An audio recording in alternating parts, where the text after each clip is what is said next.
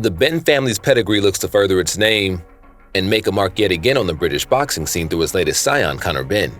But the hard-fighting Peter Dobson of Bronx has no such thing, and he doesn't care. He's out to stop the Benn family dead in its tracks, no matter what. An unstoppable force meets an immovable object in Las Vegas soon. It's gonna be a non-title bout, but despite that, with so much at stake, here's all you need to know about all that led up to this epic showdown. The Night of Greenwich.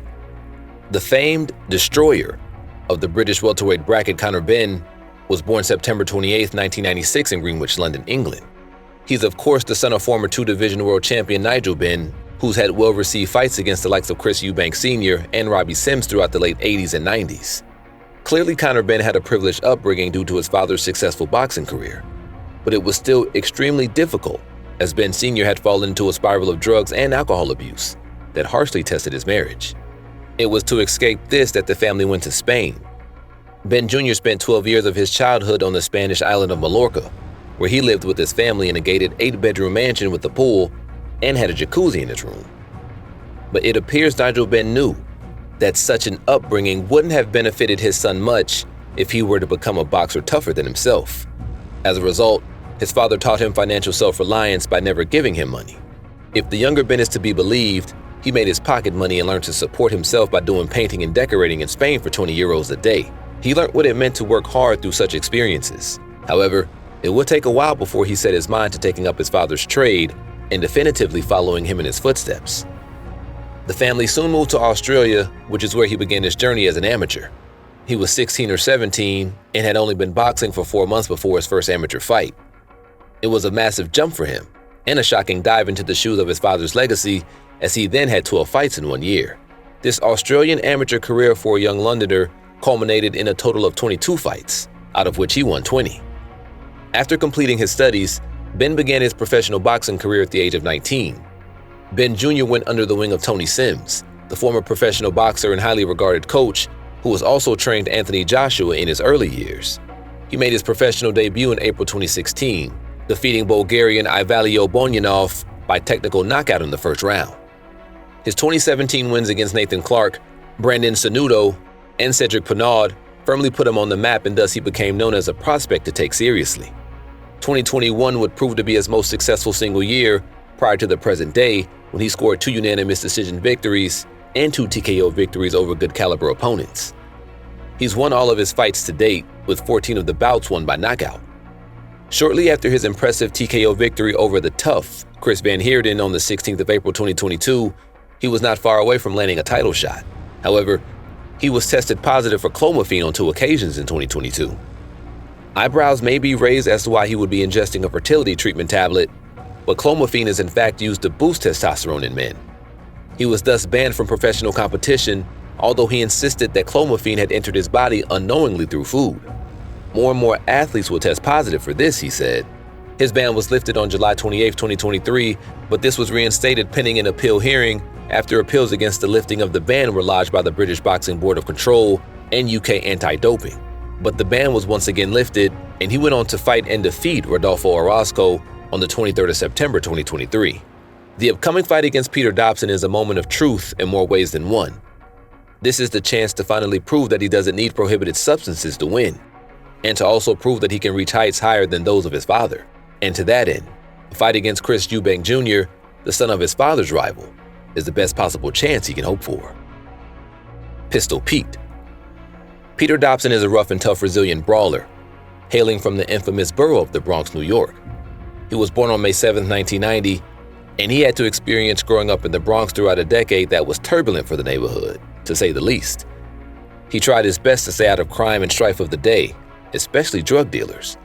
All the older people I knew around me that were successful, they were all drug dealers. That's all I saw.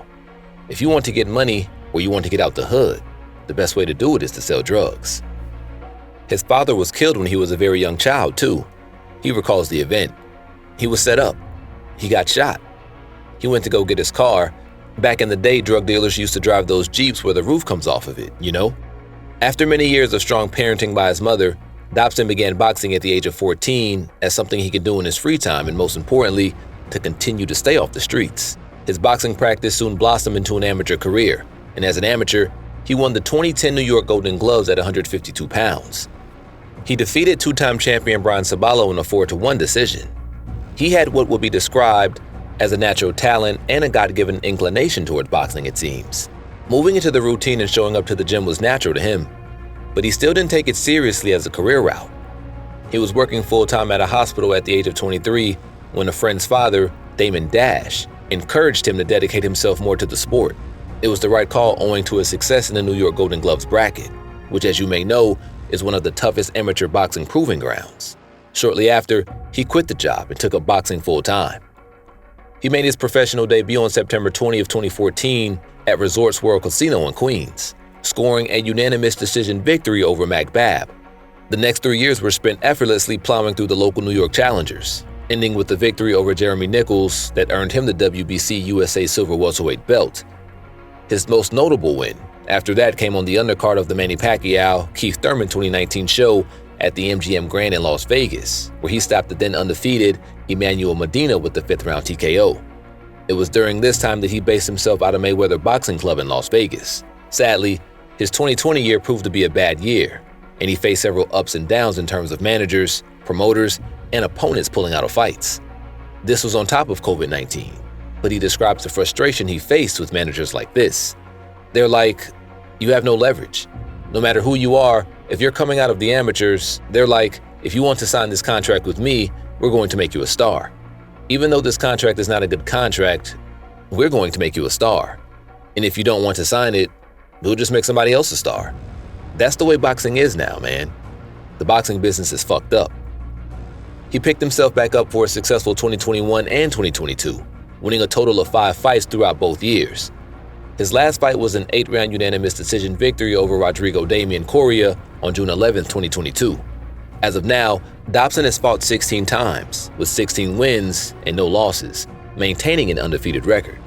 He has a 56.3% knockouts to fight ratio, with 9 of his total 16 fights being knockout wins. Clearly, the man is a large caliber pistol, as befitting his ring name Pistol Pete, and he's out to create a legacy for his children, far removed from the strife of the Bronx. Fighters compared. Now, being the son of a boxer who went by the epithet the Dark Destroyer, and himself going by the epithet the Destroyer, you'd be right to expect that the man can really hurt you. And you'd be correct, but he's not your typical power puncher. In fact, access to his father's boxing knowledge and sparring with some top-tier talent has turned him into a creative and adaptive welterweight boxer. Benn's fighting style is still evolving.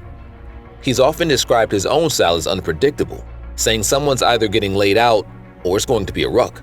While some degree of unpredictability is good, he feels the need to streamline his game plan and follow a set of rules for each fight. But in general, if you get in the ring with Benn Jr., it's definitely going to hurt badly. This is what fuels his drive to be world champion and eclipse his father.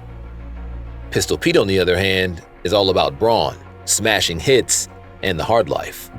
He's quite well known for taking setup or risky moves for a fighter in the early stages of their career. But defying all expectations, his grit and determination have led him through all of the challenges victoriously. His strong command of basic boxing skills, along with the ability to take a barrage of heavy hits, means that he stands up as an insurmountable obstacle to many of his opponents. And of course, he can hit back just as hard, breaking many of his opponents thoroughly. His victory over the then undefeated and formidable Emmanuel Medina proved that he's top caliber talent, ready for a title. He stated in some interviews that he eventually plans to use his money to settle down into an easier life as a boxing club manager and trainer. This is the life he hopes for, that could ensure a much better and safer life for his children. And he's 100% determined to not let Benn Jr. delay his destination. But what do you think? Will Conor Benn fight this fight off as a step to achieving what his father couldn't, or will Pistol Pete Dobson aim true and come out on top? Leave us a like and subscribe. We'll see you again when the dust settles on the canvas.